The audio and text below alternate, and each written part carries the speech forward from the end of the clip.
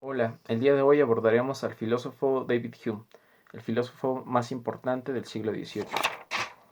David Hume pertenece a los empiristas. Los empiristas eran filósofos que consideraban que el conocimiento era producto de la experiencia. Esta teoría filosófica defendía tres postulados. Uno, que el origen del conocimiento solo podía provenir de la experiencia sensorial, y esto justamente, el primer elemento que nos da pie es que no existen las ideas innatas. Si estas ideas que en el video pasado con Descartes considerábamos que eran la fuente del conocimiento, aquí se vienen a eliminar porque la única fuente del conocimiento se da a partir de la experiencia.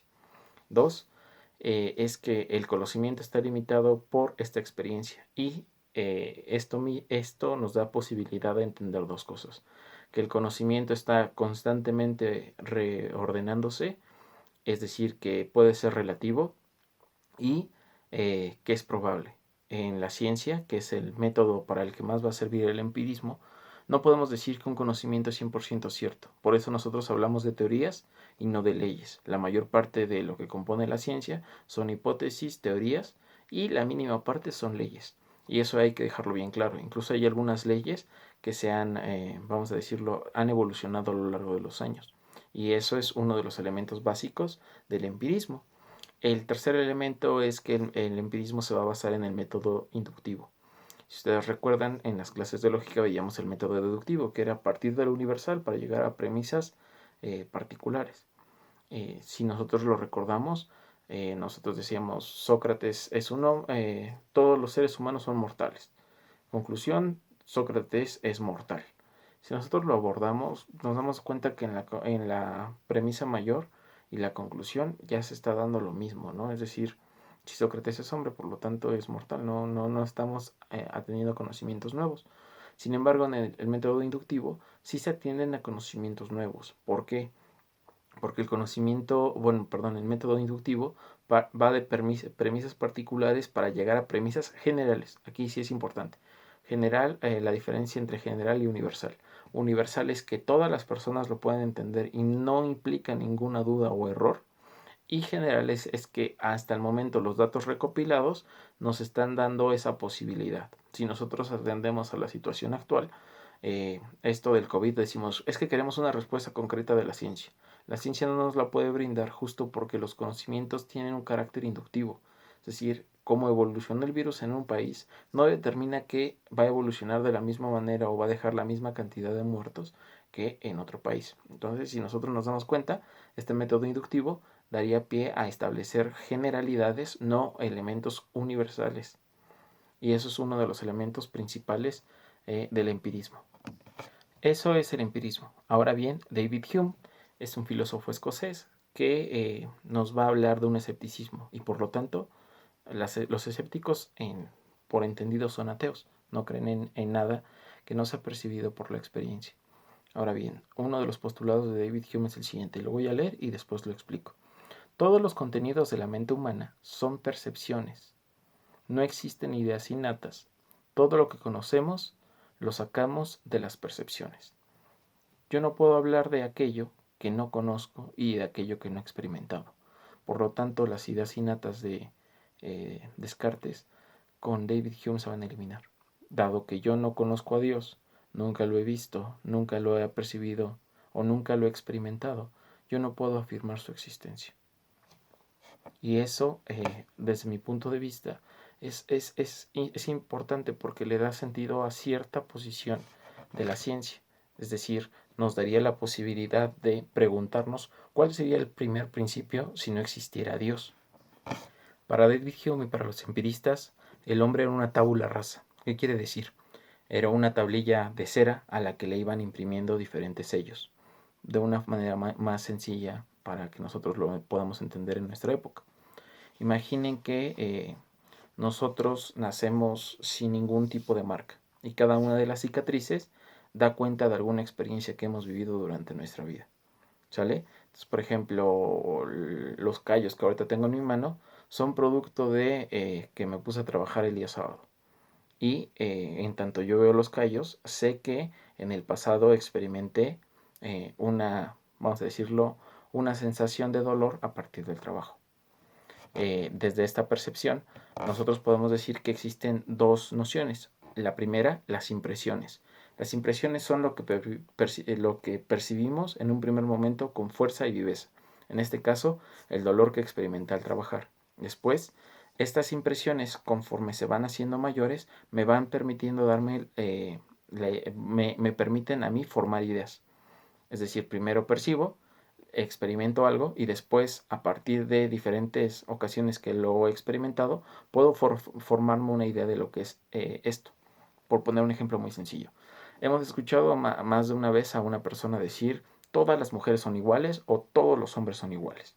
Y lo que nosotros le diríamos a partir del conocimiento de David Hume es, a partir de las impresiones que has tenido de todas tus parejas, tú te has formado una idea de que el amor o que las personas que a ti te gustan tienen que ser de determinada forma o de determinada manera. No es que todos sean iguales, es que tu percepción del mundo o lo que tú estás buscando en el mundo o la idea que ya tienes de amor está correspondiendo a eso. Si yo tengo una pareja que es celosa o celoso en función de cada uno de ustedes o de ustedes, perdón, en cada uno de ustedes, disculpen, eh, es porque yo he buscado a una persona así. No es de a gratis. No es que, ay, no, ves que tengo mala suerte. No, en realidad es producto de las diferentes impresiones que han formado una idea equivocada o errónea de lo que yo soy. Esto es, si se dan cuenta, muy interesante porque estaría validando la idea de David Hume. Yo no puedo tener la idea de una experiencia futura, dado que todas las experiencias las experimenté en el pasado. Las ideas se forman de las impresiones que tuve en un momento determinado. Ahora bien, en esta parte del video me gustaría preguntar a qué color me estoy refiriendo cuando hago esta descripción. Si nosotros lo analizáramos a partir del racionalismo, diría que con que yo les dé toda esta definición, ustedes sabrían qué color es. Sin embargo, se van a dar cuenta que es complejo.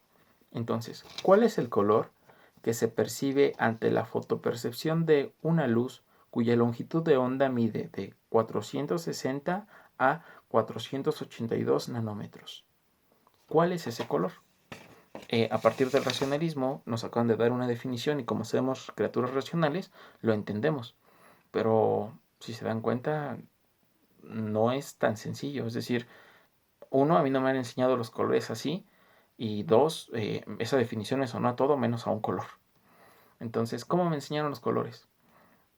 Cuando yo era pequeño, le decía a mi mamá rojo, ¿no? Porque era la única palabra que podía pronunciar. Entonces tenía un plumón y le decía, ese plumón es rojo. Y ella me corregía y me decía, no, es morado. Y asociaba una serie de elementos morados para hacerme entender que este color no era rojo, era morado. Me marcó una diferencia a partir de ello. Entonces yo de repente le decía, este color no es ni rojo ni morado, entonces ¿cuál es? Y ella me explicaba, es el verde. Verde como la chamarra de tu tía, ¿no? Entonces, poco a poco, a partir de diferentes percepciones, yo fui asumiendo vamos a decirlo, las impresiones de un color y después este color me fue explicado. No fue por una definición, a mi mamá no me dijo a partir de estas fotorecepciones, tú vas a entender lo que es un color. No, me puse ejemplos muy concretos y muy sencillos. Entonces, para David Hume, este elemento es uno de los principales. Entonces, decíamos que existen impresiones que se dan a partir de la experiencia o que la experiencia constantemente va a estar asumiendo y que a partir de estas impresiones formamos ideas. Nunca al revés. Es decir, yo no puedo decir, tuve la idea de lo que era un perro antes de experimentar una serie diferente de perros, ¿no? Porque si no, yo podría decir, mi impresión de un perro es un chihuahua. Y si yo veo un San Bernardo, yo digo, eso es todo menos un perro. Entonces, no, las ideas se forjan justamente a partir de las diferentes impresiones que tenemos. Ahora bien, las ideas se dividen en dos, simples y complejas. Una idea simple es el color. Por ejemplo, si yo les digo de qué color es este papel, todos podrían asumir que es morado. Aquí solamente lo único que puedo decir de este papel es que es morado. No puedo decir otra cosa. Sin embargo, en las ideas complejas existen otros elementos. Yo, por ejemplo, tengo aquí un colibrí de madera y en este colibrí pues existe el color. En este caso es azul. Existe otro elemento como la forma, ¿no? ¿Cuál es la forma que corresponde? La del colibrí. Y Otro elemento es que yo puedo tocar o puedo manipularlo, puedo leerlo, puedo verlo eh, y puedo experimentarlo a partir de los sentidos. Entonces, las ideas se dividen en dos, simples y complejas, eso queda claro. Ahora bien, la única facultad que yo tengo para poder posibilitar el conocimiento es la memoria, ya que la memoria me va a ayudar a reproducir las ideas que yo ya he experimentado. El artesano que produjo esto necesariamente tuvo que haber visto un colibrí para saber cuál era su forma, cuáles eran quizá algunos de los colores característicos y tratar de imitarlo. Es decir, tuvo que recurrir a su memoria. No podemos decir que este artesano recurrió a la imaginación porque este colibrí cumple o tiene más o menos la forma de un colibrí real. Sin embargo, si le hubiera puesto unas alas como de dragón, ahí podríamos hablar de la imaginación. Y la imaginación solamente es producto de dos percepciones completamente distintas o dos impresiones distintas que se fusionaron y crearon una idea, pero una idea que no está 100% sustentada en la realidad. Por lo tanto, un unicornio o un alebrije no podrían ser ideas ni simples ni complejas. Esto quiere decir que yo puedo tener la idea de un unicornio, pero no puedo tener su impresión, porque nunca lo he experimentado. He experimentado quizá, por ejemplo, el caballo y a criaturas con cuernos y los fusiono en una idea, pero yo no puedo decir que tengo la impresión de un unicornio porque es erróneo. Hay un elemento que quiero que quede muy claro en David Hume y es la crítica a la causalidad necesaria. El hecho de que algo exista en el pasado no quiere decir que va a existir en el futuro. Yo puedo decir todos los días el sol sale en determinada dirección y se esconde en determinada dirección. Sin embargo, no puedo asegurar que el día de mañana pase lo mismo. El hecho de que una cosa haya ocurrido hasta el momento, vamos a decirlo, de la manera, estamos acostumbrados a algo o nos haya generado un hábito, no quiere decir que mañana obtengamos el mismo resultado. Yo le puedo mandar hoy a la chica que me gusta, hola guapa, ¿cómo estás? Buenos días, y puedo sonar muy bien, mañana igual, pasado igual, en un mes igual, pero quizás en un mes, un día diga, ay, este tipo siempre me manda lo mismo, es muy aburrido o poco significativo para mí, dado que yo ya estoy acostumbrada a que lo haga. Entonces, si nos damos cuenta, esto que nos está diciendo David Hume de la causalidad necesaria nos está diciendo, no hay impresiones en el futuro y no podemos tener certezas en el futuro. Lo único que tenemos es el presente y el pasado a partir de nuestra memoria que asocian experiencias pasadas con experiencias presentes. Y esto es muy interesante porque si nosotros abocamos al campo de la religión en la Edad Media, se decía Dios existe porque nos han enseñado que Dios estuvo en el pasado, Dios está en mi momento y Dios va a estar en mi futuro, ¿no? Y incluso aseguraban que iban a llegar al cielo. En el caso de David Hume no es así. En el caso de David Hume, todo lo que esté a futuro se puede dudar. Y eso es justamente lo que nos va a decir Hume. En la ciencia no existe la certeza, existe la probabilidad. Si somos francos, en la vida cotidiana también. Yo le puedo preguntar a la chica con la que estoy o al chico con el que estoy, oye, ¿me vas a querer mañana? Y por costumbre va a decir sí, pero realmente no lo sabe. ¿Cuántas veces nos hemos enterado de casos en los que de repente una persona significa para ti todo, o para un amigo o una amiga todo, y de repente otro día se enteró que la engañaba con medio mundo y entonces ya no es que no signifique todo, pero también ahora existen otros sentimientos hacia esa persona. Entonces no podemos hablar de un mañana porque lo único certero que tenemos son las experiencias pasadas y la experiencia del presente que estoy teniendo en este momento. Entonces por eso la ciencia no especula. La ciencia es muy concreta y dice, bueno, hasta hoy esto es lo que existe. Si me preguntas de mañana, es probable. No es certero o cierto o verdadero. Por eso desde el principio decíamos que lo que diferencia el empirismo del racionalismo o de la fe es justamente que el empirismo dice, no podemos hablar de cosas que no existen en el mundo y no podemos hablar de cosas que no conocemos. Y es un consejo que quizá muchos de nosotros deberíamos tomar en cuenta. El último apartado que abordaremos es el de la ética. ¿Qué es la ética para David Hume? David Hume es muy sencillo y nos va a decir, esto lo voy a leer y lo voy a explicar. Es la emoción y no la razón la que nos ayuda a separar lo correcto de lo incorrecto. Y esto suena complejo, ¿no? porque nos dice aquello que nosotros sentimos como una acción mala es aquello que va a regular nuestro comportamiento. Por poner un ejemplo muy sencillo, si una viejita, una de sus nietas la golpea, nosotros lo tomamos como una acción mala. Yo voy caminando por la calle y de repente me encuentro a un niño que le rezonga a su mamá y le hace un mega berrinche, y mientras la mamá lo levanta, la golpea. Yo no tengo que ser un tipo muy versado, no tengo que haber leído manuales de ética para entender que esa es una acción mala o negativa. Entonces David Hume nos dice, la ética se va a fundamentar justamente en tratar de ayudar a las personas a buscar su felicidad. ¿Y cómo vamos a ayudar a las personas a buscar su felicidad en colectivo? Pues justamente a partir de la reprimenda de ciertos elementos de la sociedad que se estén comportando mal. Ahora bien, nos dice David Hume, pero acá es una cuestión de un carácter y de una honestidad con uno mismo. Yo puedo decir, yo no fui el que le pegó a su abuelita, por poner el ejemplo, ¿no? Que imagínense que yo fuera el niño o la niña que golpeó a su abuelita. Yo lo puedo decir a medio mundo y medio mundo lo puede creer, pero hay algo en mi interior que me va a hacer saber constantemente que eso que hice estaba mal. Entonces yo puedo convencer al mundo, pero no me puedo engañar a mí mismo. Y es uno de los elementos principales que nos dice David Hume tenemos que considerar. Dice él, puedes engañar a los demás, pero no a ti mismo. Si actúas mal, te vas a sentir mal. Y es algo concreto, ¿no? O sea, de repente yo puedo salir de fiesta y decirle a mi mamá que no hice nada malo, y mi mamá me lo cree porque confía en mí. Pero si yo hice algo malo, es algo que me va a perseguir en mi cabeza y en mi conciencia. Y por más, vamos a decirlo, más mala persona que yo sea, eso va a representar algo significativo en mi vida.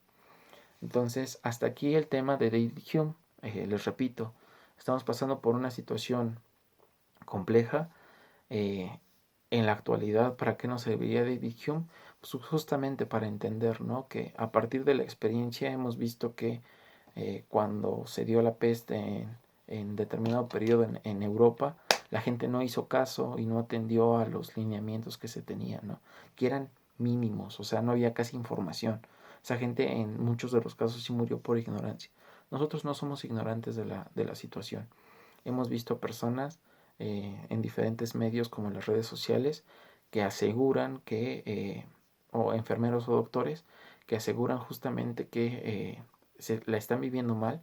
Algunos pacientes que se recuperaron y que dan su testimonio a partir de su experiencia y nos dicen que es una enfermedad súper mala y que le recomiendan a las personas tener las medidas sanitarias posibles. Ahora bien, yo sé, y es algo que quiero aclarar, que muchos de nuestros padres, porque incluyo el mío, no pueden gozar de un sueldo y no pueden quedarse en casa. Lo que podemos aconsejarles es que tomen las medidas necesarias, que estén constantemente utilizando gel antibacterial, que utilicen un cubrebocas, que si en su trabajo se les permite usar guantes lo hagan y que llegando a la casa se puedan dar un baño para tomar menos riesgos. Lo ideal sería que no fuese así. Sin embargo, vivimos en un país con ciertas desigualdades y esto me gustaría aclararlo, ¿no? Nosotros hemos experimentado la pobreza de algunos de nuestros compañeros o hemos visto que la situación en el país no es la misma. Para eso nos sirve David Hume. Justamente la experiencia de la pobreza es algo que no se entiende hasta que se manifiesta. Nosotros quizá no lo hemos vivido y ojalá no nos toque, ¿no? Porque no es algo que se desea. Sin embargo, sí entendemos el porqué de algunas personas que se encuentran en una situación más desfavorable que nosotros. Dicen, bueno, yo prefiero eh, exponer mi vida en función de que pues no quiero morirme de hambre. Entonces, para eso nos sirve David Hume, para no para compadecernos de esas personas, sino justamente para entender que sus experiencias, su vida, es algo que nos está proporcionando una idea o al menos nos permite dimensionar un poco lo que es la situación actual del país. Entonces tomen las medidas necesarias, cuídense mucho, cuiden mucho a su familia. Insisto otra vez, mi idea o lo que yo espero es que esto se termine cuando se tenga que terminar. No hay que escatimar en este sentido y que cuando se termine los pueda volver a ver en la clase y podamos divertirnos como pues divertirnos aprendiendo, ¿no? Que al final es el propósito. Cuídense mucho y los veo en el siguiente video.